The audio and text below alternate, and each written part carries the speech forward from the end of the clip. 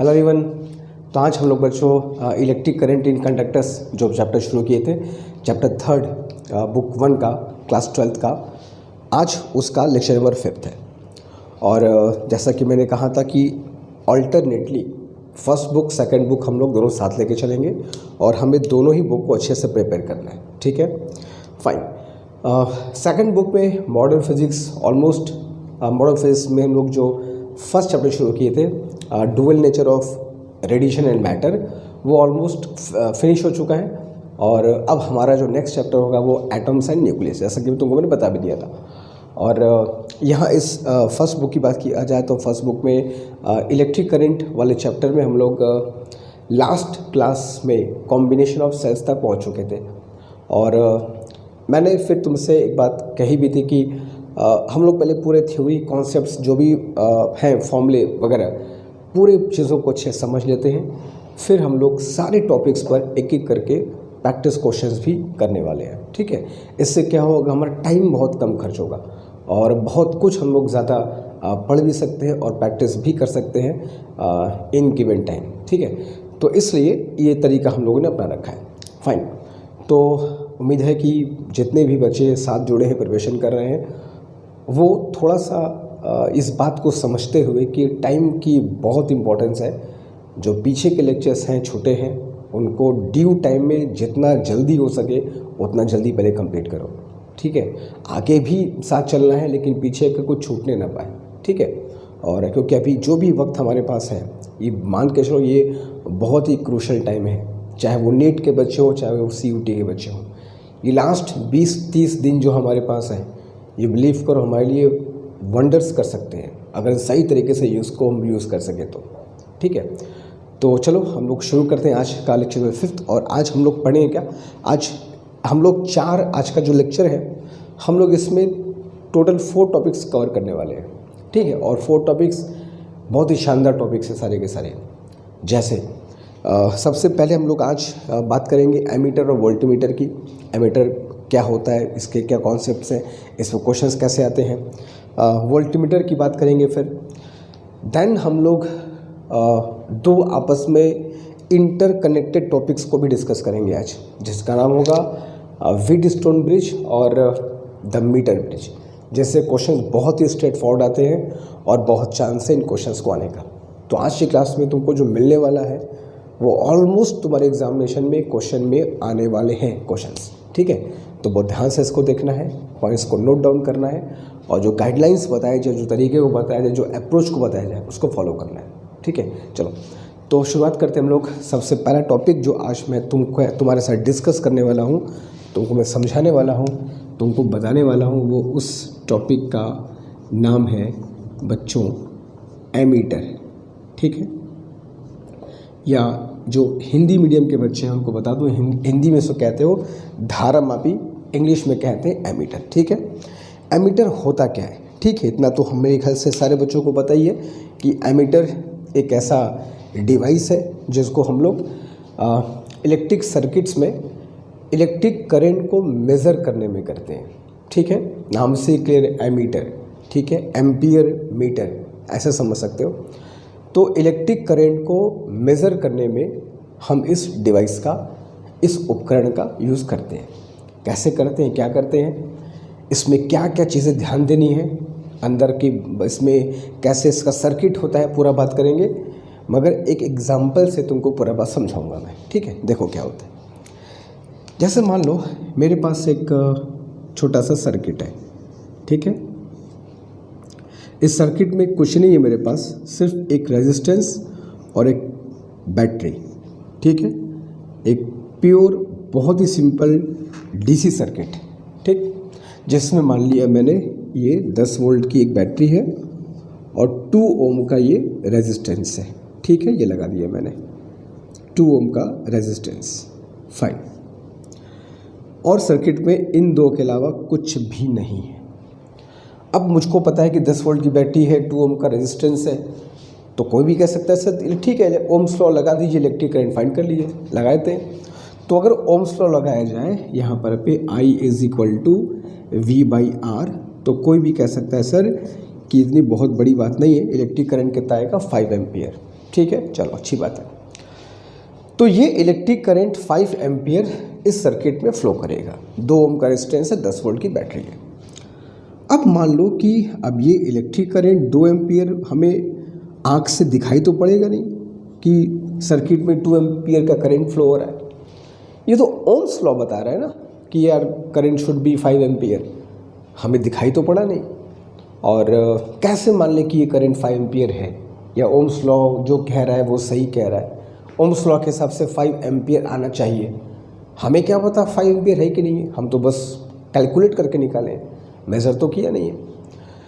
तो just imagine कि मान लो मुझे ओम्स लॉ को वेरीफाई करना है, कि चेक करके देखा जाए कि ओम का जो कहना है वो सही है कि बस ऐसे हवा में बात हो रही है, सही में करंट 5 एम्पियर है या भी नहीं। तो इसके लिए हमें इसको मेज़र करना होगा, चेक करना होगा। चेक कर ले, अगर आ गए तो ठीक है। तो अब इस इलेक्ट्रिक करंट को 5 एम्पियर को मुझको मेज़र करना है और ओम्स लॉ को चेक करना है कि ओम्स लॉ में जो बात कही गई है वो किस हद तक सही है। तो अब हम क्या करते हैं, इस 5 एम्पियर करंट को मेज़र करने के लिए, जो कैलकुलेशन से 5 एम्पियर आ रहा है, इस करंट को मेज़र करने के लिए एमीटर यूज़ करते हैं।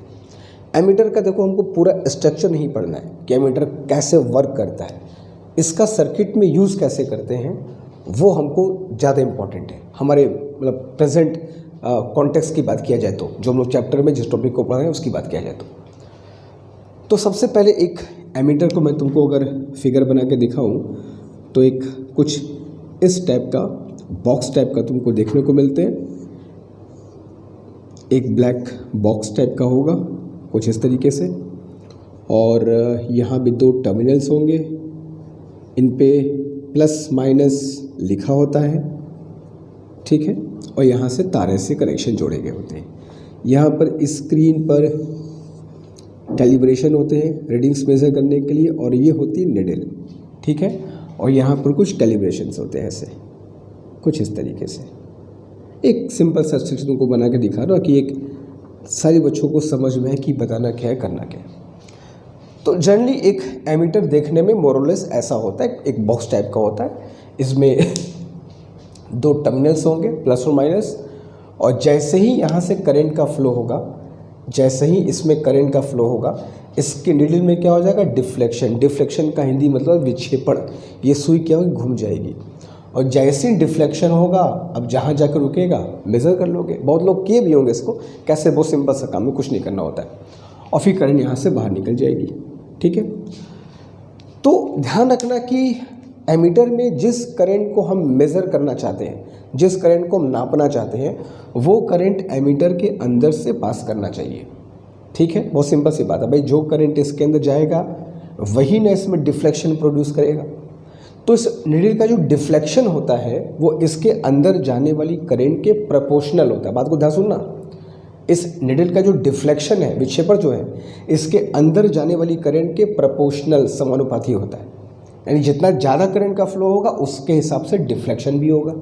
यानी डिफ्लेक्शन जो है वो करंट पर डिपेंड कर रहा है। तो क्यों ना ऐसा कुछ रिलेशन फाइंड करें कि डिफ्लेक्शन की हेल्प से करंट को पता लगा लें। बस वही किया जाता है एवर पे, बस वही कॉन्सेप्ट यहाँ अप्लाई करते हैं हम लोग। तो अब ये डिफ्लेक्शन जो सुई का होगा उसको मेज़र करके हम लोग इस करंट को चेक कर लेते हैं, करंट की वैल्यू कितनी है। यहाँ पे एम्पियर्स में वैल्यू लिखी होती है, जहाँ पे घूम के रुकेगा वो हमारा मेजरमेंट होगा, ठीक है। बहुत सिंपल सा बात है। तो ये हमारा हो गया एमीटर को ऊपर से देखने पे। अब मुझको करना क्या है कि इसमें 2 ओम में हमें करंट मेज़र करनी है, और मैंने पहले तुमसे कह दिया कि एमीटर को ऐसे कनेक्ट करो कि जिस करंट को मेज़र करना है वो करंट इसके अंदर से होकर गुजरे, ठीक है। तो करना क्या है, 2 बात को ध्यान देना। सबसे पहली बात ये है कि हम लोग जब भी किसी सर्किट में करंट को मेज़र करते हैं तो हमको पता है कि वो करंट कौन सी है, या जैसे हमें किसी रेजिस्टेंस में करंट को मेज़र करना होता है। जैसे मैं कहूँ कि 2 ओम में करंट को मेज़र करना है, बात को ध्यान सुनना, इस 2 ओम में करंट को मेज़र करना है।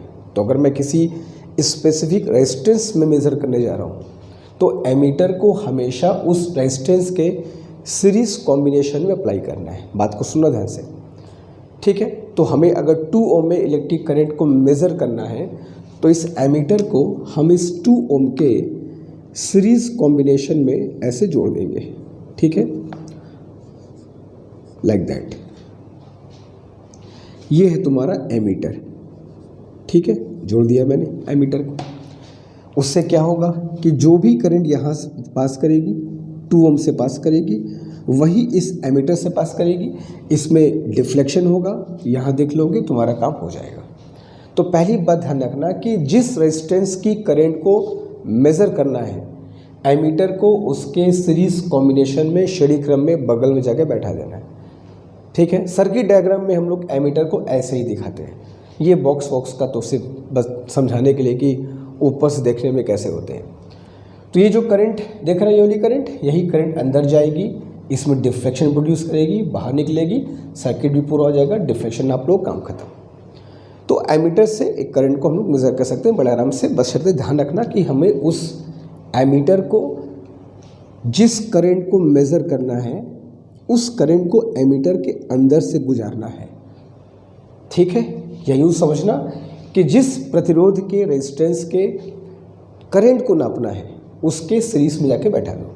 अगर कोई कहे कि सर अगर मैं यहाँ पे जोड़ दूँ एमीटर को, मतलब इस रेजिस्टेंस के पैरेलल, तो यहाँ से जो करंट आएगी वो इस रास्ते क्या होगी, 2 पार्ट में डिवाइड हो जाएगी। अब इसमें जो करंट गई है वो तो कुछ दूसरी करंट है, हमें तो ये वाली करंट मेज़र करनी थी, वो तो यहाँ पर आके डिवाइड हो गया, तो ये अलग हो गया, ये अलग हो गया। तो ये जो करंट जा रही है वो तो ना जाने कौन सी करंट होगी, ये करंट तो कहीं और छूट गई। तो सीरीज कॉम्बिनेशन में लगाना है, पैरेलल में नहीं, ठीक है। तो एक जनरल बात है, इसको बहुत मुश्किल चीज़ नहीं समझना कि सर क्या कह रहे हैं, वो सिंपल सी बात है, ठीक है। चलो, तो लगा दिया, मेज़र हो गया, काम ख़त्म हो गया। लेकिन बात यहाँ पे ख़त्म नहीं होती है, एक्चुअल में तो बात यहाँ से शुरुआत होती है। एमीटर का शक्ल देखो बदलेगा। अब होता क्या है, अब हम लोग जब एमीटर के बारे में मैग्नेटिक फील्ड में हम लोग पूरा जब पढ़ेंगे, मूविंग कॉइल गैल्वेनोमीटर के बारे में पढ़ेंगे, ये अलग अलग पूरा प्रिंसिपल इसका हम लोग पढ़ेंगे। तो होता क्या है, इस एमीटर के अंदर बेटा कॉइल होती है, मतलब वायर होता है। जब करंट उसके अंदर से पास करती है कॉइल में से करंट का फ्लो होता है, तो मैग्नेटिक फील्ड के प्रेजेंस से डिफ्लेक्शन प्रोड्यूस होता है। ये पूरा एक लंबा कॉन्सेप्ट है जिसका हम लोग बात फिलहाल अभी नहीं करेंगे। अभी तुमको सिर्फ मैं जो बताना चाहता हूँ ये बताना चाहता हूँ जो कि इस एमीटर के अंदर कॉइल लगा होता है, उस कॉइल का अपना एक रेजिस्टेंस होता है, ठीक है। तो जब ये एमीटर तुम सर्किट में लगाओगे ना, ये एमीटर खाली हाथ नहीं आएगा, ये थोड़ा बहुत रेजिस्टेंस भी लेकर के आएगा, कंफर्म, इसमें कोई डाउट नहीं है। रेजिस्टेंस आएगा कहाँ से, इसके अंदर कॉइल होता है, वो कॉइल का रेजिस्टेंस यहाँ पर पे काम करना शुरू कर देगा। तो एग्जाम्पल के तौर पे तुमको मुझको समझाना है, तो तुमको समझाने के लिए मैं लेके चल रहा हूँ। चलो, इस कॉइल का रेजिस्टेंस, इस एमीटर के अंदर जो कॉइल है उसका रेजिस्टेंस, इसको आरसी कह के पुकारा जाएगा, मान लो 3 ओम है एग्जाम्पल के तौर पे। और याद रखना तुमने एमीटर को इसके सीरीज में जोड़ा है, तो ये 3 ओम लेकर के आया अपना, और 3 + 2 कितना हो गया 5, तो 5 ओम रेजिस्टेंस हो गया। तो 5 ओम जब रेजिस्टेंस होगा तो क्या ये जो 5 ओम है करंट को चेंज नहीं करेगा, क्या अभी भी करंट 5 पे रहेगी? तो जैसे ही रेजिस्टेंस 2 + 3 कितना हो गया 5, तो करंट क्या होगा, I = V/5 करोगे, करंट की वैल्यू कितनी आ जाएगी 2 एम्पियर, ठीक है। तो जैसे ही एमीटर तूने लगाया, ये मेज़र तो करेगा लेकिन ये करंट को चेंज कर देगा। जिस करंट को तुमको मेज़र करना था वो 5 एम्पियर थी, लेकिन जैसे ही सर्किट में आया करंट को ही चेंज कर दिया। मेज़र तो करेगा लेकिन बदली हुई करंट को मेज़र करेगा, और तुमको इस बात का अंदाज तक नहीं होगा कि जो तुम मेज़र किए हो वो गलत वैल्यू है। अब यहाँ तो तुमको पता है कि सब कुछ मैं तुमको बता के चल रहा हूँ कि देखो 5 था 2 हो गया, तब पता चल रहा है कि यहाँ कुछ गलती हुई है। जहाँ तुमको न पता हो कि कितना था कितना हो गया, तब कैसे कह सकते हो? तुमको तो जो वैल्यू देगा उल्टा सीधा वही तुम सही मान के बैठोगे। यहाँ पता चल गया कि 2 एम्पियर गलत है क्योंकि सर ने शुरुआत में बता दिया था कि ये 5 एम्पियर करंट है, इसलिए पता चल गया कि 2 एम्पियर रॉन्ग वैल्यू है। अगर कुछ नहीं पता होगा, सिर्फ एक बैटरी है, रेजिस्टेंस है, एमीटर है, और तुमने करंट नाप ली, और तुमको नहीं पता कि इस एमीटर ने करंट को चेंज कर दिया है। क्यों चेंज कर दिया? क्योंकि अपना रेजिस्टेंस लेकर के आ रहा है। तो एमीटर में ये एक ड्रॉबैक हुआ, ये एमीटर का एक ड्रॉबैक है जिसके वजह से हमें इसके साथ अभी बहुत कुछ करना पड़ेगा। तो एमीटर में हम लोग एक बात ध्यान रखें, जब भी एमीटर को यूज़ करोगे ये अपना रेजिस्टेंस लेकर के आएगा और सर्किट करंट को मॉडिफाई कर देगा, जो रियल थी वो बदल जाएगी। तो ऐसे कंडीशन में हम क्या करें? हमारे पास तो रेजिस्टेंस 2 ओम था, ये तो 3 फालतू का आया, एमीटर का आया है, उसका तो मैं कोई काम ही नहीं था। तो ऐसे कंडीशन में हमको इससे बचना होगा। हम क्या करें फिर? हमको ऐसा काम करना होगा कि इसके अंदर जो कॉइल है, ये तो तुमको 3 ओम एग्जाम्पल बता रहा हूँ, और ज़्यादा होता है ना, हंड्रेड्स ऑफ ओम पहुँच जाता है कभी कभी नॉर्मल एमीटर में। तो इसके अंदर जो कॉइल्स हैं, फॉर एग्जांपल अगर मैं कह दूँ तुमसे कि ये 3 ओम नहीं है, इट इज़ अप्रॉक्सीमेटली 100 ओम। मान लो एमीटर 100 ओम लेकर के आ गया, तो 100 + 2 102 ओम हो गया। अब 102 ओम इस करंट का क्या करेगा भगवान ही जाने। तो जो करंट तुम मेज़र करोगे एकदम चौपट हो चुका होगा, एकदम बर्बाद हो चुका होगा सर्किट, कोई मतलब नहीं, एकदम बदल चुका है सर्किट। तुम जिसको मेज़र करने वाले थे वो करंट किस हद तक बदल चुकी होगी तुम इसका अंदाज़ा नहीं लगा पाओगे। तो हमें इस चीज़ से बचना होगा। कैसे करेंगे? हम क्या करेंगे, इस एमीटर के रेजिस्टेंस को, एमीटर के अंदर जो कॉइल है उसके रेजिस्टेंस को हम कम करेंगे। कैसे कम करेंगे? देखो सपोज दैट ये एक एमीटर का कॉइल है, ठीक है, जिसका रेजिस्टेंस मान लिया बेटा मैंने RC है, ठीक है। यही RC इस वैल्यू को चेंज कर रहा है। ये जितना ज़्यादा होगा उतना हमारे लिए सर दर्द है, ये जितना कम होगा उतना अच्छा है। तो जितना कम होगा उतना ही एक्यूरेट वैल्यू आएगी, जितना ज़्यादा होगा उतना दिक्कत होगी। तो इसके लिए करेंगे क्या, हमें इस रेजिस्टेंस को कम करना है, मिनिमाइज़ करना है। तो इसके लिए क्या करेंगे, इसके पैरेलल कॉम्बिनेशन में, इस कॉइल के पैरेलल कॉम्बिनेशन में एक बहुत ही छोटा सा रेजिस्टेंस ऐड कर दिया जाएगा, कुछ इस तरीके से। फिगर ध्यान से देख के समझना, ठीक है। इस कॉइल के रेजिस्टेंस को कम करने के लिए इसके पैरेलल में एक छोटा सा रेजिस्टेंस मैंने ऐड कर दिया। इस रेजिस्टेंस को हम लोग एक खास नाम से पुकारते हैं, this resistance S is called shunt resistance, या ओनली शंट भी कहते हो, या शंट रेजिस्टेंस। और इस प्रोसेस को जो हम लोग कर रहे हैं, इस प्रोसेस को बोलते हैं बेटा शंटिंग। तो शंटिंग एक ऐसा प्रोसेस है जिसमें एमीटर के कॉइल के रेजिस्टेंस को हम कम कर देते हैं। कैसे कम करते हैं? उसके पैरेलल कॉम्बिनेशन में एक बहुत ही छोटा सा रेजिस्टेंस ऐड करके। अच्छा, इससे क्या होता है? इतना हमको पता है कि अगर हम लोग कुछ रेजिस्टेंस को पैरेलल कॉम्बिनेशन में अगर ऐड करते हैं, अगर पैरेलल से 1, 10 और 100 है, इनको अगर पैरेलल में जोड़ूं तो इनका जो इक्विवेलेंट आएगा वो जो सबसे छोटा होगा उससे भी छोटा हो जाता है। तो अगर ये 100 है जिसको मुझे कम करना है, तो यहाँ 1 ओम का रेजिस्टेंस मैंने जोड़ दिया। तो ये 1 ओम और 100 का जब निकालोगे पैरेलल कॉम्बिनेशन में रेजिस्टेंस, तो ये पूरी वैल्यू 1 ओम से भी काफ़ी कम हो जाएगी। तो कहाँ 100 था उसको कहाँ मैं 1 से भी कम मिला दिया। तो इसी प्रोसेस को कहते हैं बच्चों शंटिंग। तो शंटिंग प्रोसेस में हम लोग क्या करते हैं, एमीटर के कॉइल के पैरेलल में एक बहुत ही छोटा सा रेजिस्टेंस ऐड कर देंगे, जिससे क्या होगा, जिससे होगा ये कि इस पूरा रेजिस्टेंस की वैल्यू इस छोटे रेजिस्टेंस S से भी कम हो जाएगी। ये पैरेलल कॉम्बिनेशन का रूल तुम चेक कर सकते हो। इनको अगर तुम जोड़ लो पैरेलल में, चेक करना 1 ओम से भी कम वैल्यू आएगी। ये पैरेलल कॉम्बिनेशन का रूल है, मैथमेटिकली ऐसा होता है तो होता है, बस हमको उसको यूज़ करना है। तो ये हो गया तुम्हारा बच्चों शंटिंग। और ये हम लोग क्यों करते हैं, एमीटर के रेजिस्टेंस को कम करने के लिए। अब तुमको ये बात मैं और बता दूं कि ये और ये दोनों मिला करके एमीटर हुआ है, ये भी एमीटर के अंदर लगा होता है, ये भी एमीटर का हिस्सा ही है। तो अगर मैं तुम्हें सर्किट बना के बताऊं तो एमीटर का सर्किट ये पूरा है, ये ये पूरा सर्किट जो तुम देख रहे हो ये एमीटर का ही सर्किट है, लाइक दैट।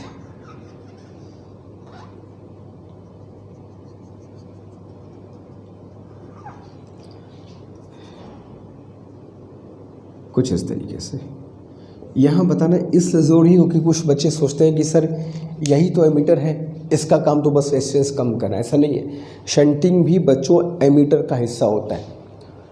तो जो मेन करंट यहाँ से एंटर कर रही ये वाली, वो यही करंट है। जो एमीटर में एंटर करेगा वो ये वाला है, जो यहाँ से ये वाला ये सब सेम चीज़ है। अब जैसी मेन करंट आई अंदर एंटर करेगा, ये दो पार्ट में डिवाइड हो जाएगा।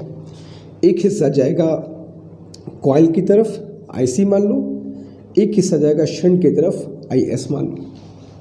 और हमको पता है अच्छे से, जहाँ रेजिस्टेंस कम होगा करंट ज़्यादा जाएगा, जहाँ रेजिस्टेंस ज़्यादा होगा करंट कम जाएगी। तो मेन करंट आई जो एंटर करेगा, जब ये मेन करंट आई इसमें एंटर करेगा ना, तो ये दो पार्ट में डिवाइड हो जाएगा। एक जाएगा कॉइल की तरफ, एक जाएगा शंट की तरफ, ठीक है। और दोनों किस कॉम्बिनेशन में है? पैरेलल में है।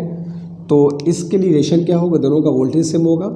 तो जो फॉर्मूला होगा वो ये होगा, IC into RC is equal to IS into S, ठीक है। ये एमीटर के सर्किट का मेन फॉर्मूला है जिस पे क्वेश्चन हम लोग करने होंगे। ये बहुत इंपॉर्टेंट फॉर्मूला है और इससे बहुत क्वेश्चन एग्जाम में आते हैं, ठीक है। तो दो तीन बात ध्यान रखना। पहली बात ध्यान रखा कि एमीटर को यूज़ कैसे करते हैं, इन सीरीज कॉम्बिनेशन। दूसरी बात ध्यान रखा कि एक एमीटर का रेजिस्टेंस कम होना चाहिए, जितना कम होगा उतना अच्छा। शंटिंग से रेजिस्टेंस कम होता है, ज़रूर नहीं होता है। जैसे तुमसे मैं कहूँ कि एक आइडियल एमीटर क्या है, एक आदर्श एमीटर या आइडियल एमीटर या आदर्श धारामापी क्या है, क्वेश्चन में आता भी है कि in the given circuit consider the ammeter is ideal. तो आइडियल एमीटर वो एमीटर होगा जिसका रेजिस्टेंस कितना होगा बेटा, 0। मगर ऑन पेपर ही ऐसा हो सकता है, थ्योरी में ही ऐसा हो सकता है, प्रैक्टिकल में नहीं। शंटिंग के द्वारा तुम रेजिस्टेंस कम कर सकते हो, ज़रूर नहीं कर सकते। एक्यूरेसी तुम बढ़ा सकते हो, 100% एक्यूरेट नहीं कर सकते, ठीक है। तो अगर मैं कहूँ कि एमीटर्स आइडियल, तो समझ जाना आर उसका क्या होगा, 0 होगा। तो ये एक एमीटर का एक बेसिक सा कॉन्सेप्ट है जो हम लोग को आना चाहिए before we move on to the questions. Ammeter के बारे में इतनी जानकारी अगर है तो बहुत अच्छी बात है, तुम्हारा काम हो जाएगा, ठीक है। कि एक एमीटर को कैसे यूज़ करते हो सीरीज कॉम्बिनेशन में। एमीटर किस करंट को मेज़र करता है, जो उसके अंदर एंटर करती है। एमीटर के अंदर कॉइल होता है, रेजिस्टेंस ज़्यादा होता है, वो रेजिस्टेंस करंट से छेड़छाड़ कर देते हैं। इससे बचने के लिए हमें इस कॉइल के रेजिस्टेंस को कम करना है, जिसके लिए क्या किया गया, उसके पैरेलल कॉम्बिनेशन में एक बहुत ही छोटा सा रेजिस्टेंस जोड़ दिया गया, जिसको बोलते हैं शंट रेजिस्टेंस या शंटिंग, ठीक है। जिसके लिए ये फॉर्मूला न्यूमेरिकल्स में यूज़ करेंगे। तो अगर तुमको एमीटर का इतना बेहद बेसिक सा कॉन्सेप्ट पता है तो फिर तुमको क्वेश्चन सॉल्व करने में कोई दिक्कत नहीं आएगी, ठीक है। तो जल्दी से कॉपी कर लो, जो तुम्हारा मन करे कर सकते हैं। चलेंगे टुवर्ड्स वोल्टमीटर की तरफ जल्दी। अब चलते बच्चों दूसरे टॉपिक की तरफ, जो है वोल्टमीटर। एमीटर और वोल्टमीटर बहुत क्वेश्चन बनते हैं, तो इन पे क्वेश्चंस करने से पहले इनके बारे में अच्छे से जानना जरूरी है ना। तो इसलिए पहले समझते हैं क्या होता है, फिर क्वेश्चन जब आएगा तो हमें कोई खास दिक्कत नहीं आएगी। तो वोल्टमीटर की बात करते हैं। वोल्टमीटर क्या होता है और इसको यूज़ कैसे करते हैं, और इसमें हमारा क्या कंडीशंस होने चाहिए, और एक आइडियल वोल्टमीटर का क्या मतलब होता है, ये सारी बात करेंगे इस हेडिंग के अंतर्गत, ठीक है। तो फिर एग्जाम्पल लेके तुमको समझाता हूँ। चलो, अब मैंने कहा मेरे पास 2 रेजिस्टेंस है, ठीक है, और एक मेरा एक सेल है, एक बैटरी है जो मैं सर्किट में लगा रखा है, ठीक। और ये दोनों रेजिस्टेंस मान लो बच्चों सीरीज कॉम्बिनेशन में है और V वोल्ट की एक बैटरी से लगा रखा है, ठीक है। और यहाँ से करंट का फ्लो होगा, कुछ ना कुछ करंट का फ्लो होगा, कितना होगा वो डिपेंड करें सब वैल्यूज़ पर। वो करंट का फ्लो यहाँ से होगा, पोटेंशियल डिफरेंस यहाँ भी आएगा, पोटेंशियल डिफरेंस यहाँ भी आएगा। इन दोनों बिंदुओं के बीच भी विभवांतर मिलेगा और इन दोनों बिंदुओं के बीच भी विभवांतर पोटेंशियल डिफरेंस मिलेगा। चलो अपने सुविधा के लिए, कंफर्ट के लिए मैं P और Q नाम देता हूँ। और मुझको ये R1 रेजिस्टेंस, जो R1 प्रतिरोध देख रहे हो, R1 रेजिस्टेंस पर पोटेंशियल डिफरेंस हमको नापना है कि पोटेंशियल डिफरेंस क्या होगा। तो वोल्टमीटर नाम से ही क्लियर, वोल्टमीटर एक ऐसा डिवाइस है जिसके द्वारा हम किसी सर्किट में दो पॉइंट के बीच में पोटेंशियल डिफरेंस मेज़र करते हैं। याद रखना इस बात को, यू मेज़र, नापते हो क्या पोटेंशियल डिफरेंस। पोटेंशियल डिफरेंस को हिंदी में कहते हो विभवांतर, विभव में अंतर, विभवांतर किसके बीच, तो बिटवीन टू पॉइंट्स, किसी सर्किट में दो पॉइंट के बीच पोटेंशियल डिफरेंस को नापना है।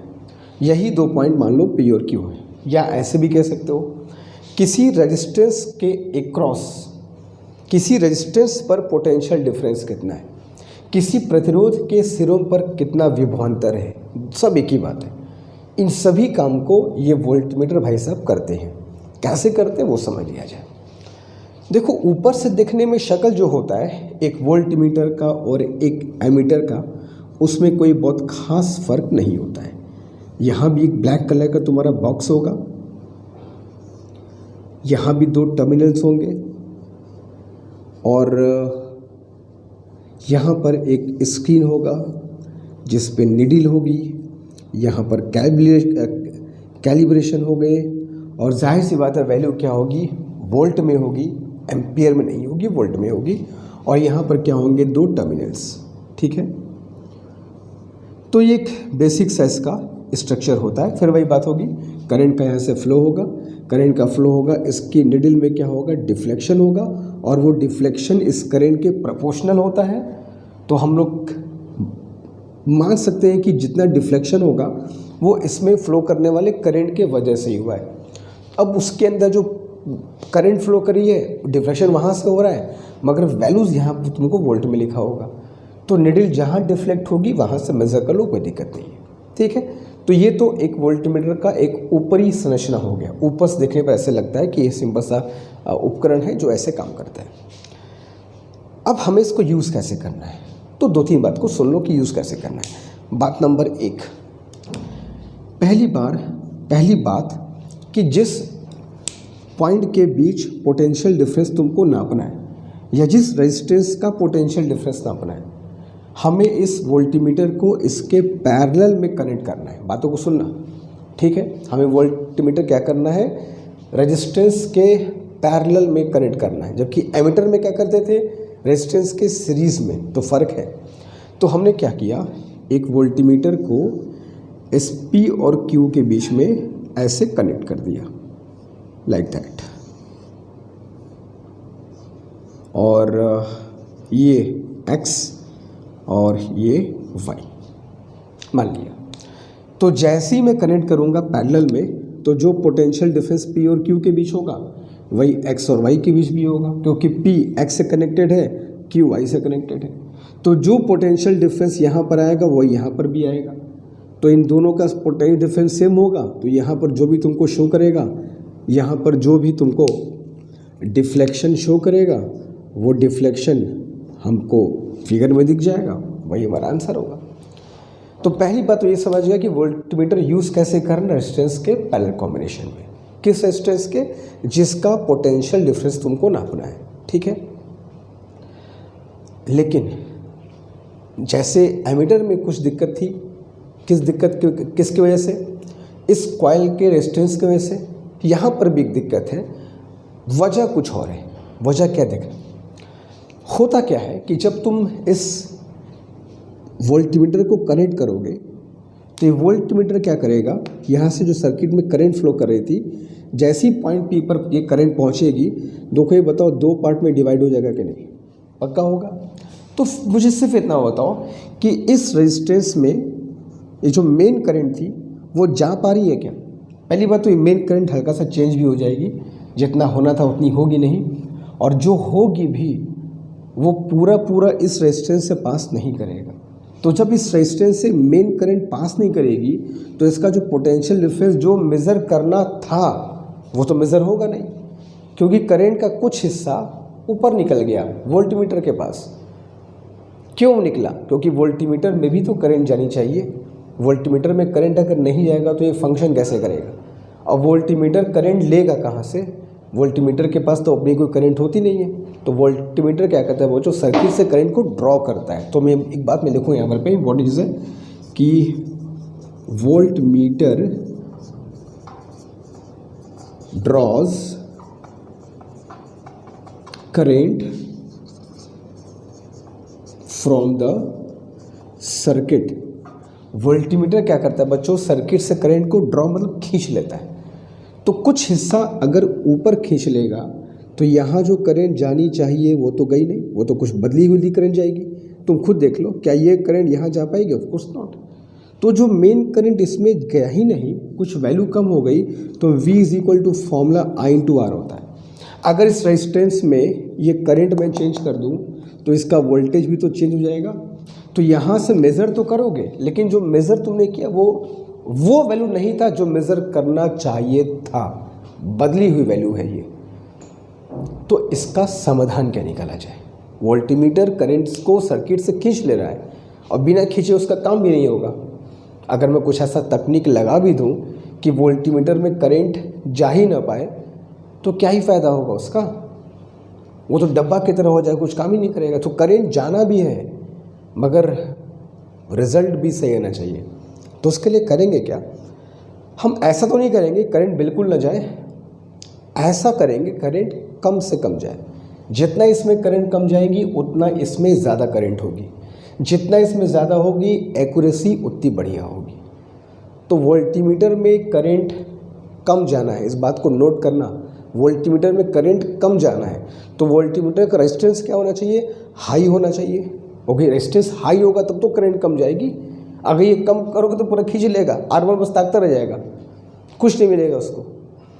तो वोल्टमीटर में भेजो करंट मगर कम भेजो ताकि तुम्हारा काम भी हो जाए और एक्यूरेसी भी बहुत बिगड़े ना। तो वोल्टमीटर में करंट कम जाएगी कैसे? तो वोल्टमीटर में करंट तब जाएगी जब हमें इस रिलेशन को ध्यान से मिलाना होगा कि पहले कॉम्बिनेशन में करंट का रेजिस्टेंस के साथ इन्वर्स रिलेशन होता है। तो अगर मैं चाहता हूँ यहाँ करंट कम जाए तो मुझको एश्योर करना होगा, इस बात को सुनिश्चित करना होगा कि इस वोल्टमीटर का रेजिस्टेंस ज़्यादा हो। जितना इसका रेजिस्टेंस ज़्यादा होगा उतना ये करंट कम लेगा। ठीक है, गॉट माय पॉइंट। जबकि एमीटर में क्या होता था? इसका रेजिस्टेंस तुम्हें कम करना था, यहाँ पे क्या बोल रहा हूँ? ज़्यादा करना है। तो ज़्यादा करने के लिए क्या करेंगे? ये जो हमारा कॉइल था, ये जो हमारा कॉइल था, इसके सीरीज कॉम्बिनेशन में एक बड़ा सा रेजिस्टेंस ऐड कर दिया मैंने। बड़ा सा, छोटा नहीं। जैसे मान लो ये 100 ओम है तो बगल में 900 ओम जोड़ दिया, पूरा कितना हो गया? 1000 ओम हो गया, बढ़ गई वैल्यू। तो 1000 ओम हो जाएगा।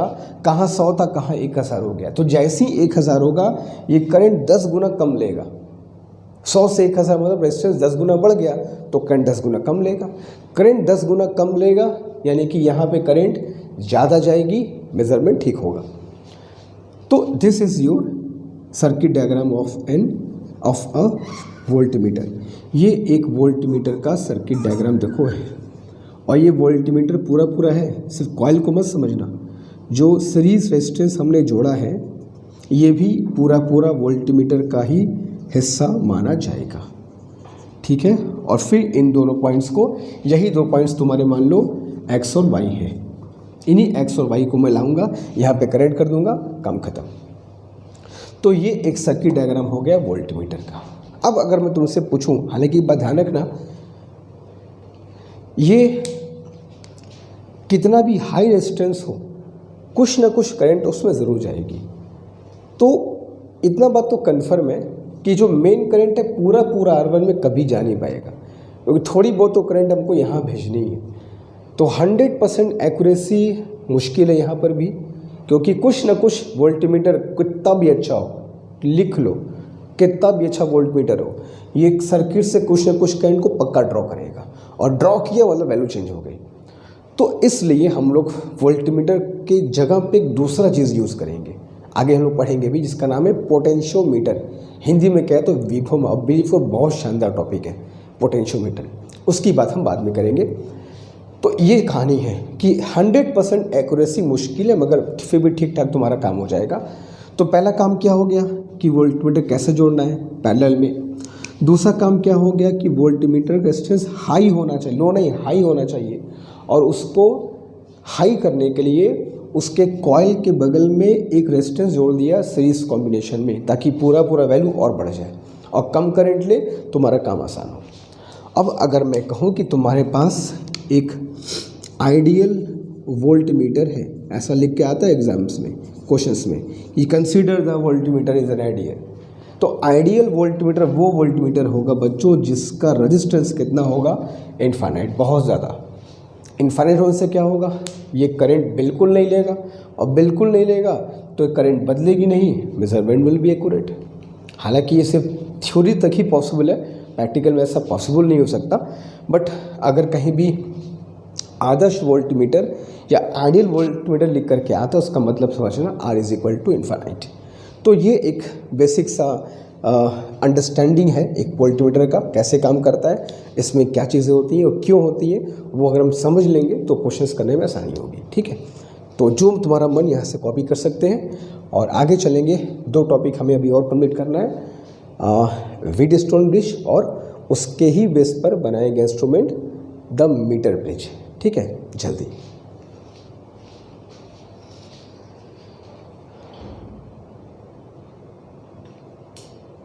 तो अब चलते हैं बच्चों एक बहुत ही शानदार टॉपिक पर, जिससे एग्जाम में क्वेश्चन बहुत आते हैं, स्पेशली सर्किट में इक्विवेलेंट रेजिस्टेंस निकालने वाले जो क्वेश्चंस होते हैं, तुल्य प्रतिरोध निकालने वाले जो सवाल होते हैं एग्जाम में, उनमें व्हीटस्टोन ब्रिज बनने का बहुत चांस होता है। तो इसको बहुत ध्यान समझना होगा, और सिर्फ रूल नहीं, इसमें कुछ पॉइंट्स ऐसे भी हैं जो बहुत लोग नहीं समझ पाते हैं, और जहाँ ब्रिज नहीं बनता है वहाँ बना के चले जाते हैं। तो वो ध्यान से उन पॉइंट्स को देखना है और क्वेश्चन अप्लाई करना है, और बहुत चांस है कि तुम्हारे एग्जाम में जो इक्विवेलेंट रेजिस्टेंस वाले क्वेश्चंस होंगे उनमें इसका यूज़ होगा।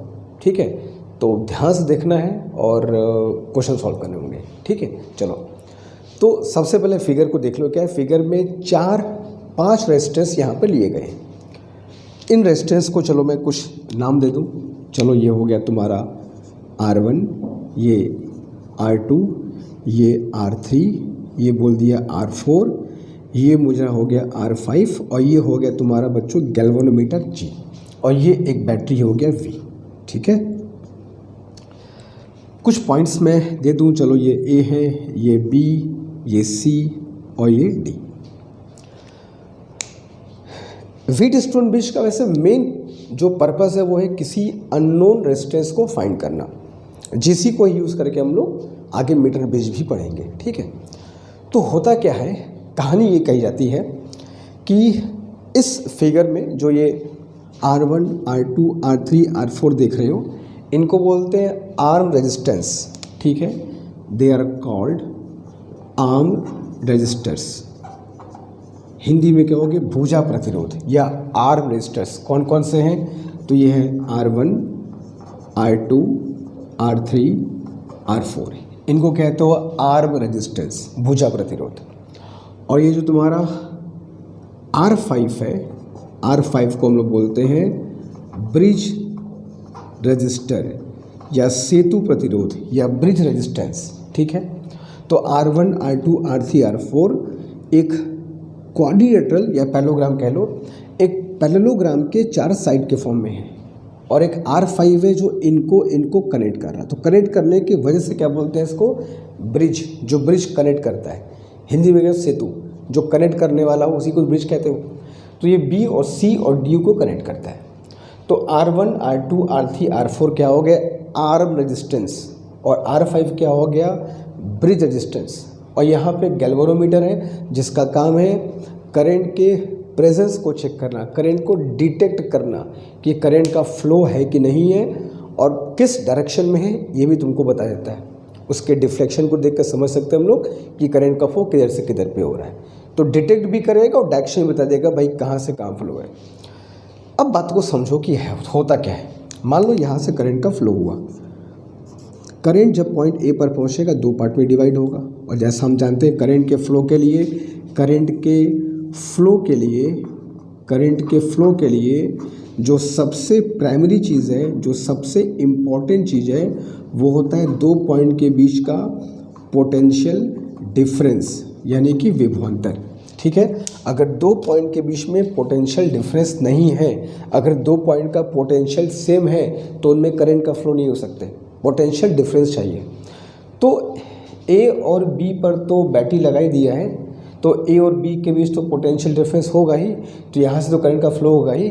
तो ए तक पहुँचा, 2 पार्ट में डिवाइड हो गया, ए से सी और ए से डी। अब यहाँ से करंट आगे बढ़ती है सी की तरफ, यहाँ से करंट आगे बढ़ती है बच्चों डी की तरफ। अब सी से डी की तरफ आएगी करंट कि डी से सी की तरफ आएगी, या किधर से किधर जाएगी, किस पर डिपेंड करेगा बताओ? ये डिपेंड करेगा पॉइंट सी और पॉइंट डी के पोटेंशियल डिफरेंस पर। पक्का? लेकिन अगर मैं कहूँ कि if potential of point C is equal to potential of point D, मान लो मैंने कहा कि इलेक्ट्रिक पोटेंशियल सी और डी पर बराबर हो चुका है, मतलब no potential difference between C and D. एकदम बेसिक से समझा रहा हूँ जिसकी वजह से कहानी आगे बढ़ती है।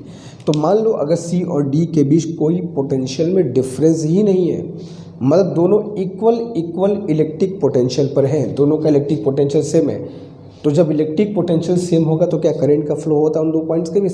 कभी भी नहीं हो सकता। तो I1 जो सी की तरफ आई है वो सी से डी की तरफ तो कभी जाएगी नहीं, सी से मुड़ जाएगी बी की तरफ। एंड सिमिलरली I2 भी जो डी की तरफ आई है वो डी से निकल जाएगी बी की तरफ, कुछ ऐसे। और इस R5 में करंट का फ्लो नहीं होगा, इसमें करंट अगर IG है तो IG विल बिकम 0। तो इस कंडीशन को हम एक नाम से पुकारते हैं, इस कंडीशन को कहते हैं balanced wheat stone bridge. Hindi में कहते हो संतुलित व्हीट स्टोन सेतु।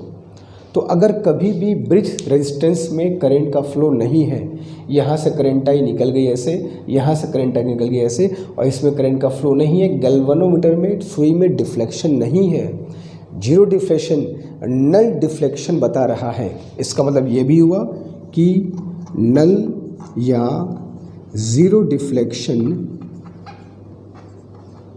इन गैल्वेनोमीटर, जो गैल्वेनोमीटर है उसमें विक्षेपण 0 होगा।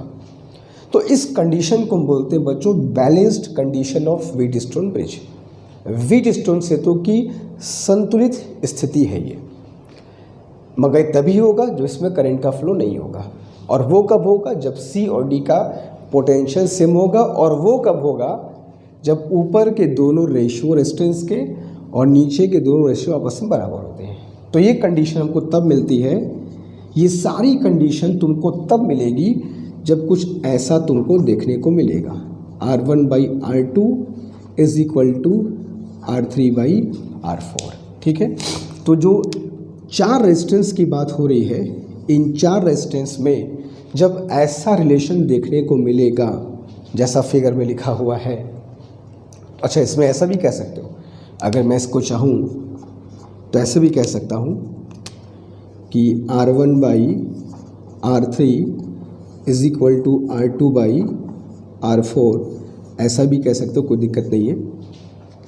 तो या तो ये कहो कि ये बाई ये इज इक्वल टू ये बाई ये, कि जो रेशो इधर वह रेशो इधर, या जो रेशो इधर वो रेशो इधर, दोनों में सेम ही चीज़ है। तो अगर कभी भी ऐसी कंडीशन मिलेगी इन रेजिस्टेंस में, तो इसमें कभी भी करंट का फ्लो नहीं हो सकता। और क्यों ऐसा क्यों होता है? क्योंकि जब ये रेशियो ऊपर नीचे बराबर होंगे तो इन दोनों पॉइंट्स का पोटेंशियल सेम हो जाएगा। इसको हम लोग प्रूफ भी कर सकते हैं किरचॉफ्स लॉ से, मगर प्रूफ की जरूरत नहीं है, काम की बात टू द पॉइंट बोलना, उसको नोट करते चलना। जब भी इन चारों में ऐसा रिलेशन मिलेगा तो सी और डी का पोटेंशियल ऑटोमेटिकली सेम हो जाएगा। अब फिर तुम करंट फ्लो के दिखाओ, फिर दिखा दो करंट फ्लो करा करके तो वही कंडीशन होती बेटो व्हीट स्टोन ब्रिज की, जिसको कहते हो बैलेंस्ड व्हीट स्टोन ब्रिज। ऐसे कंडीशन में अगर हमको निकालना हो तुल्य प्रतिरोध निकालना हुआ कि भाई सर्किट का इक्विवेलेंट कैसे निकालोगे, तो जिसमें करंट नहीं जा रही है उसको कंसिडर नहीं करते। ये दोनों क्या होंगे सीरीज़ में, ये सीरीज़ में, ऊपर नीचे क्या हो जाएगा पैरेलल, ठीक है। लेकिन एक चीज़ और तुमको बताना मैं चाहूँगा कि व्हीट स्टोन ब्रिज में सिर्फ हमको रेशो चेक नहीं करना होता है। एक चीज़ और तुमको बताऊँगा मैं, बड़ी काम की चीज़, ध्यान से देखना, मगर बताऊँ कहाँ, चलो यही बताता हूँ। जैसे मान लो मैंने एक व्हीट स्टोन ब्रिज सर्किट बनाने को सोचा, कुछ ऐसा, ठीक है, और ये है हमारा ब्रिज और ये है मेरा बैटरी है। इस फिगर को ध्यान से देखना। चलो अच्छा मैं यहाँ फिगर, एक दूसरा फिगर तुमको दिखाता हूँ। ये इस फिगर को ध्यान से देख के बताओ, क्या दोनों फिगर तुमको सेम दिखाई दे रहे हैं या दोनों में कुछ फंडामेंटल फ़र्क है जो दोनों को बहुत डिफरेंस कर देता है एक दूसरे से? कुछ फ़र्क है? देखो पैरेललोग्राम है या कोऑर्डिनेट जो भी समझो, इसके दो डायगोनल्स हैं, एक डायगोनल्स ए से बी और एक डायगोनल्स सी से डी। एक बात को ध्यान रखना, रेशो तो जो है वो तो है ही है। व्हीट स्टोन ब्रिज तभी बनता है जब ये R5 मतलब ब्रिज रेजिस्टेंस और बैटरी अलग अलग डायगोनल पे कनेक्टेड हो। ये बैटरी A और B के बीच कनेक्टेड है, A और B विकर्ण, और R5 COD। इस फिगर देखो क्या दिखाई दे रहा है, इसमें जो R5 है ये उसी डायगोनल पे कनेक्टेड है जिस डायगोनल पे बैटरी है, दिखाई दे रहा है। तो R5 भी इसी दो डायगोनल के बीच है जहाँ पर बैटरी है। तो अगर यहाँ रेशो बराबर भी हो जाएगा ना, R1/R2 = R3/R4, तो भी ये व्हीट स्टोन ब्रिज नहीं माना जाएगा। व्हीट स्टोन ब्रिज के लिए ये R5 और ये बैटरी यूँ कनेक्टेड होने चाहिए ऐसे।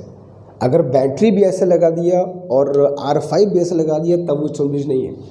तब करंट यहाँ भी फ्लो करेगा, यहाँ फ्लो करेगा, यहाँ भी फ्लो करेगा। तो सिर्फ रेशो मत देखना, जो चीज़ तुमको देखनी है क्या देखनी है, ये दिस क्रॉस। अगर R5 ऐसे है तो बैटरी ऐसे होनी चाहिए, अगर बैटरी ऐसे है तो R5 ऐसे होना चाहिए। अगर दोनों ही एक पॉइंट पे कनेक्टेड हैं, एक डायगोनल पे कनेक्टेड हैं, देख लो सेम डायगोनल पे R5 भी है और सेम डायगोनल पे बैटरी भी है, नहीं बनेगा।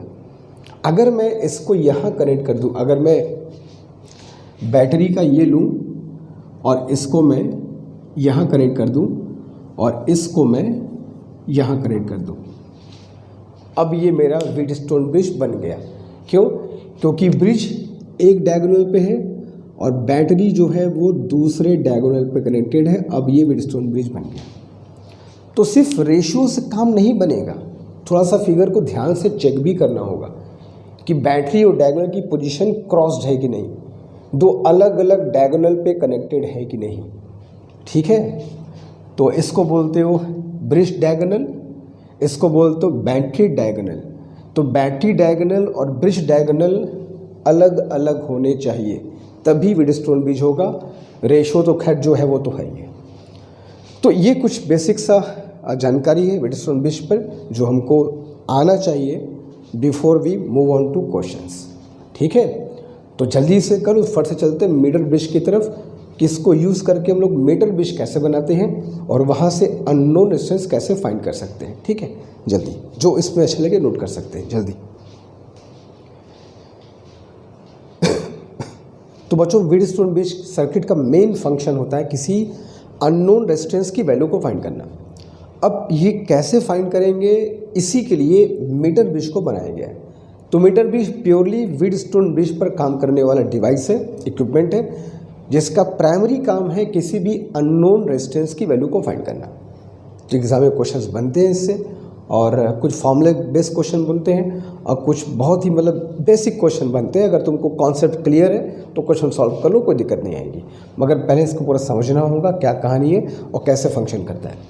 तो फिगर में क्या दिखाया गया है देखो पहले, कि सबसे पहले इंपॉर्टेंट चीज़ कि इसमें एक मीटर लंबी, ये ए और बी पॉइंट देख रहे हैं, 1 मीटर लंबी ये तार है ए बी। तो ए बी जो है, ए बी एक वायर है जिसकी लेंथ जनरली 1 मीटर होती है। नॉट नेसेसरली कि 1 मीटर क्यों है, तुम कुछ भी रख सकते हो, अपने सुविधा के लिए 1 मीटर मान के चला गया। और जनरली ये जो वायर होती है ये एलॉय की बनी होती है, जैसे तुमको बताया था कॉन्स्टेंटन, मैंगनीन, नाइक्रोम। क्यों एलॉय की बनी होती है? क्योंकि हमें इसका रेजिस्टेंस को कांस्टेंट रखना है, टेम्परेचर के साथ इसमें कोई छेड़छाड़ ना होने पाए। रेजिस्टेंस कांस्टेंट कंडक्टर में नहीं हो सकता, मामला गड़बड़ हो जाता है वहाँ पर अगर टेम्परेचर घट बढ़ जाए तो एलॉय को अगर यूज़ किया जाएगा तो बहुत हद तक टेम्परेचर के बढ़ने से घटने से इसके रेजिस्टेंस पर कोई खास फर्क नहीं पड़ेगा। तो एलॉय का बना हुआ 1 मीटर लंबा तार है ए बी। इसके ठीक नीचे एक स्केल लगी है, मीटर स्केल, जिसकी हेल्प से हम लोग जहाँ मन वहाँ इसकी लेंथ को नाप सकते हैं। क्यों नापने की ज़रूरत पड़ेगी अभी आगे समझ में आ जाएगा। दोनों तार के दोनों एंड पर एक बैटरी मैंने कनेक्ट कर दिया, जैसा कि फिगर में देख रहे हो, प्लस और माइनस, ये एक बैटरी है। ये 2 मेटेलिक स्ट्रिप हैं, धातु की मोटी पट्टियाँ हैं। मेटेलिक स्ट्रिप ये देख लो, ये जो हल्का सा ये रेक्टेंगल जो तुमको फिगर दिखाई दे रहा है, ये स्ट्रिप ब्लू कलर में, ये मेटेलिक स्ट्रिप है, मोटी पट्टियाँ होती हैं ताकि इनका रेजिस्टेंस कम से कम रहे। इन थिक मेटेलिक स्ट्रिप, मोटी धातु की पट्टियों के बीच में 2 वैकेंट स्पेस, रिक्त स्थान, खाली जगह हम लोग क्रिएट करते हैं। ठीक है, थोड़ा जगह यहाँ क्रिएट किया, थोड़ा जगह यहाँ क्रिएट किया। क्यों क्रिएट करते हैं उसके पीछे रीज़न है। क्रिएट इसलिए करते हैं क्योंकि हम चाहते हैं कि इस स्पेस में एक रेजिस्टेंस लगाते हैं नोन वैल्यू का। ये जो रेजिस्टेंस है आर बी है, ये नोन रेजिस्टेंस है। नोन रेजिस्टेंस का मतलब जिसकी वैल्यू मुझको पहले से पता होगी, तो इसको बोल दिया मैंने आर। ठीक है, रेजिस्टेंस बॉक्स होता है, इस बॉक्स में से हम लोग मन चाह रेजिस्टेंस यूज़ कर सकते हैं, कोई दिक्कत नहीं है, इस बात को ध्यान रखना। दूसरे गैप में एक अननोन रेजिस्टेंस हम लोग यूज़ कर लेते हैं, जिसकी वैल्यू हमको पता करनी है, और नॉट नेसेसरली कि ये यहीं पर हो वो वहीं पर हो, इनको इंटरचेंज भी कर सकते हो, ये यहाँ पे आ सकते हैं वो वहाँ पे आ सकते, तो कोई दिक्कत नहीं ऐसा। ठीक है, तो यहाँ पे हो गया ज्ञात प्रतिरोध नोन रेजिस्टेंस, ये हो गया अज्ञात अननोन जिसकी वैल्यू मुझको फाइंड करनी है। ये है एक गैल्वेनोमीटर और ये है एक जॉकी। ठीक है, जॉकी एक मेटेलिक पेंसिल के तरह स्ट्रक्चर होता है, जिसको तार पे हम लोग स्लाइड कराते हैं, मतलब रगड़ाते हैं, स्लाइड कराते हैं। इसको जॉकी को यहाँ से लेंगे और स्लाइड कराएंगे। क्यों स्लाइड कराएंगे, कैसे कराएंगे, उसको समझो पहले। मान लो इस जॉकी को मैंने ए से यहाँ तक स्लाइड कराया, तो स्लाइड जब कराते हैं तो हम लोग इस गैल्वेनोमीटर में डिफ्लेक्शन चेक करते हैं कि विक्षेपण कहाँ कितना कैसे आ रहा है। ए से बी तक इस जॉकी को हम लोग लगातार स्लाइड कराते रहते हैं। तो हमें एक पॉइंट ऐसा मिलता है, जैसे मान लो पॉइंट हमें पी पर मिल गया। ठीक है, एक पॉइंट हमें ऐसा मिलता है जहाँ पर गैल्वेनोमीटर का जो डिफ्लेक्शन है वो 0 हो जाता है, मतलब विक्षेपण 0 हो जाएगा, और वो पॉइंट मान लो हो गया पी। अब ये जो डिफ्लेक्शन 0 हमें मिला है, ये एक बैलेंस्ड व्हीटस्टोन ब्रिज को फॉर्म करता है। अब तुम से व्हीटस्टोन ब्रिज में तो 4 रेजिस्टेंस होते हैं, ब्रिज होता है, यहाँ तो दिखाई नहीं पड़ रहा है, देखो सब दिखाई पड़ेगा। जैसे ही गैल्वेनोमीटर में करंट की वैल्यू 0 हो गई, ये तुम्हारा बन गया R5, ये तुम्हारा हो गया R5 ब्रिज रेजिस्टेंस की तरह काम करेगा। ये हिस्सा तुम जो देख रहे हो, ये हिस्सा हो गया तुम्हारा R1, ध्यान से फिगर देखना। ये हिस्सा तुम्हारा हो गया R2, यहाँ से यहाँ हिस्सा हो गया तुम्हारा R3, और ये हिस्सा तुम्हारा हो गया R5। इतने बढ़िया फिगर को देखो मैंने गंदा कर दिया, मगर समझाना था तो क्या करूँ, करना पड़ेगा। तो ये जो बैलेंस कंडीशन मिली तो R1/R2 is equal to R3/R4 होता है। तो क्या पढ़ा है कि जो गैल्वेनोमीटर है उसका डिफ्लेक्शन कितना होता है, 0 होता है। तो जैसे ही यहाँ 0 होगा इन चारों में R1/R2 is equal to R3/R4 मिल जाएगा। R1 का काम कौन करेगा, नोन रेजिस्टेंस। R2 काम कौन करेगा, अननोन वैल्यू। R3 काम कौन करेगा, तार का एक हिस्सा AP। R4 का काम कौन करेगा, तार का दूसरा हिस्सा PB। तो अगर मैं यहाँ पे लिखूँ कि when galvanometer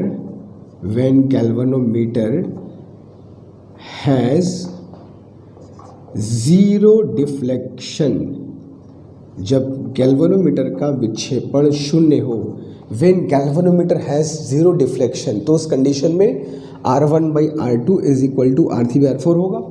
और यहाँ R1 की वैल्यू क्या होगी, R जो कि नोन वैल्यू है, R2 की वैल्यू क्या होगी, S जिसको हमको फाइंड करना है, और R3 की जो वैल्यू होगी, R3 मतलब तार के यहाँ से यहाँ तक का रेजिस्टेंस, और R4 का काम कौन करेगा, तार के यहाँ से यहाँ तक का रेजिस्टेंस। तो अगर मैं लिखूँ R3 इज इक्वल टू, अच्छा मान लो कि जो नल पॉइंट मिला, अब ये पॉइंट P का लोकेशन कहाँ से पता चलेगा बताओ, कि पॉइंट P कितना दूर मिला, ये सब लेंथ AP कितनी है, लेंथ PB कितनी, पता कहाँ से चलेगा। अरे भाई ठीक नीचे स्केल लगी हुई है, ये स्केल से पता लग जाएगा कि P है कहाँ पे। तो हमें ये लेंथ पता चल चुकी है, A से B तक L है। तो P से B तक की लेंथ कितनी है, कहोगे सर 100 माइनस L, अगर सेंटीमीटर में यूज़ कर रहे हैं तो ठीक है। चलो तो R3 is equal to row L/A कह सकते हैं। रो L/A ये है क्या, ये है resistance of part AP part का रेजिस्टेंस है ये। सिमिलरली R4 का काम कौन करेगा, तो रो 100 माइनस L/A, और ये क्या है, रेजिस्टेंस ऑफ पार्ट PB। अच्छा देखो तार पूरा सेम है ना, तो दोनों पार्ट के लिए रो सेम रहेगा, दोनों पार्ट के लिए एरिया भी सेम रहेगा, बस L वहाँ L यहाँ कितना होगा 100 माइनस L। तो R1 R2 R3 R4, और अगर ये इसमें डिफ्लेक्शन 0 है तो इसका मतलब ये हुआ कि R1/R2 is equal to R3/R4। तो डिवाइड करोगे तो रो बाई ये कैंसिल हो जाएगा और बचेगा 100/100 माइनस L। हमें S की वैल्यू फाइंड करनी थी, तो इसको हम लोग ऐसे निकाल सकते हैं, S is equal to R into 100 minus L/L कह सकते हैं, या S is equal to R into 100/L minus 1। तो अब इस फॉर्मूले से हम लोग पता कर सकते हैं कि ये अननोन रेजिस्टेंस की वैल्यू क्या होगी। ठीक है, बस तुमको पता क्या होना चाहिए, ये नोन रेजिस्टेंस और नल पॉइंट कहाँ मिल रहा है वो हमको पोजीशन पता होनी चाहिए। तो व्हीटस्टोन ब्रिज के प्रिंसिपल पर हम लोग इस मीटर ब्रिज को डिफाइन करते हैं, और फिर यहाँ से इसके वैल्यू को हम लोग अननोन रेजिस्टेंस की वैल्यू को ऐसे कैलकुलेट करते हैं। ठीक है, तो जल्दी से कॉपी करो, फिर आगे चलते हैं, कुछ बातचीत करेंगे, क्या करना है आगे, कैसे करना है, जल्दी।